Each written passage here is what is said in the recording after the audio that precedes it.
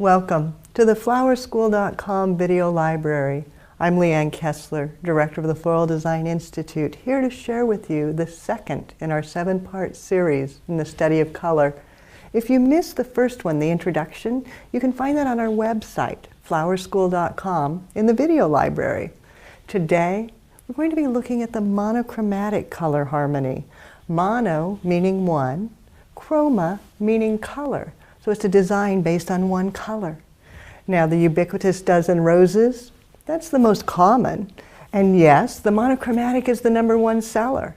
But not just because of the dozen roses. It's also the best seller because it's easy for the consumer. When they come in to buy flowers for a dear friend, they usually associate a color. They'll think, oh, she loves pink, or she loves orange, or he really likes orange, or green, or blue. So many different colors to choose from, and they associate a color with him or her. But they don't always associate a whole color harmony. So instead of saying, oh, I would like an analogous color harmony, they just come in and they say, oh, I need a pink bouquet for my friend. So it's easy for you, too. But easy doesn't have to mean boring. Monochromatic can be grandly fun and creative. When you take a look at the color wheel, you'll notice that there are 12 hues. And each of these 12 can be the base for a monochromatic color harmony. And then within that, each of them, the yellow, the green, the violet, the red, they all can be adjusted, lighter or darker, by adding black or white. So yes, if you take a color and you add black, you get a shade. If you take the same color and add white, you get a tint. If you add gray, mixing black and white together, then you get a tone. So how does that translate to flowers? Easy to think about is the red. In the pure hue of red, that's lovely. But you add white and you get pink.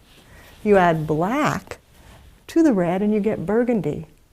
You add gray to red and you can get that dusty rose or mauve color. Isn't it grand fun? Just black and white changes. So where do they fit on the color wheel? They don't. Black and white are achromatic, meaning no color. They're just used to adjust the hue to expand upon that monochromatic. So if we take white and add it to violet, we can get a real soft lavender. Then if we take the same violet and we add black, you'll get a darker, almost eggplant color. Then if we use both black and white and add gray, you can get a soft, muted tone of lavender. Putting them all together, and you have monochromatic, tints, tones, and shades of one color. Now, little quick lesson here. How do you remember whether it's a tint, a tone, or a shade? The little mind game I play with myself is tint has an I in it, and white has an I in it. So tint and white, that helps me remember. Shade has an A, and black has an A. So that makes it easy too. Gray doesn't work, but it's the leftover, so gray is a tone. When you choose flowers for a monochromatic color harmony, it's important to think about their characteristics. That's what will make it creative and fun. When you choose them, you want a full spectrum of color gradation from the very darkest, like the statice, to the very lightest, like the alstroemeria, and then everything in between. You also want to think about the shape of the flower. And flowers can be divided into 4 categories. There's a form, a mass, a line, and a filler. And you really want to include as many of those as possible to keep it interesting. So it's easy with statice, that's a filler. And another in the statice family, misty, that can be a filler. Form, interesting shape. The alstroemeria is perfect for that. Or the tulip can be a beautiful form flower. Or yet another is the freesia. Anything with a unique shape to the blossom would be your form flower. Then for the mass, most common would be the carnation or the miniature carnation, which is just a nice round flower. A rose can also be a mass flower. Or when it's a tight bud, it might be a form. So yes, there can be variation. And with the carnations, I can even open them out just a little bit more to make them rounder. Then for the line flower, I've got a beautiful stalk. So it's much more upright in its format. Liatris would have worked, snapdragon, but anything with that linear format. So form, mass, line, and filler, all four of them put together is gorgeous. Then you want to think about texture. Some things rough and fluffy, some things very smooth, and the light reflective qualities. The status does not reflect, the tulip and the freesia do reflect. That will make the whole thing interesting. Now as I gather, I also grab some tree fern and some Galix. Where does green fit into this? Green isn't in that violet color harmony, so that means that would not be monochromatic. But as florists, we look at green or the foliage as the backdrop. So it becomes a neutral, similar to black and white.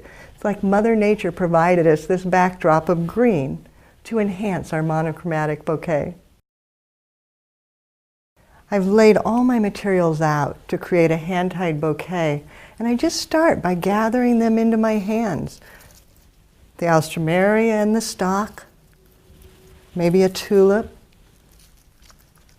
maybe another stalk, and then start adding them in just as you would for a beautiful hand tie, angling them as you go around, thinking about the color placement, so I get dark, light, medium all throughout.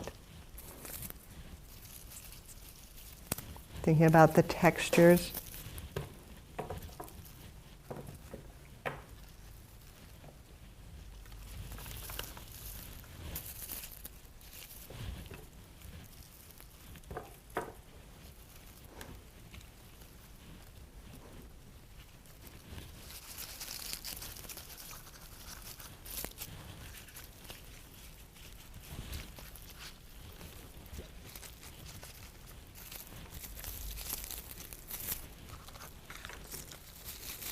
And now I can finish this off by adding just a few more little items to create a gorgeous hand-tied bouquet.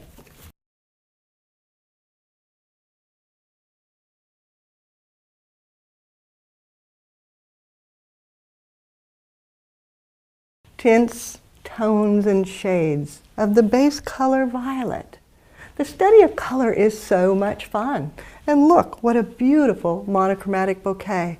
It's the perfect gift for the violet lover in your life. And in fact, I chose violet because tomorrow is my niece's 6th birthday, and she loves violet. I just need to add a little sparkle, Lomi gems, in the same violet, so I stay monochromatic, and then she will love it. If you have questions, or if you need more creative inspiration, or to see the whole series on color study, check out our website at flowerschool.com. You can always email me. My personal email is Leanne, Leanne, at floraldesigninstitute.com. Or if it's easier, pick up the telephone. Give me a call at 1-800-819-8089. I want to thank you for joining me in the study of color. Have fun and do something you love.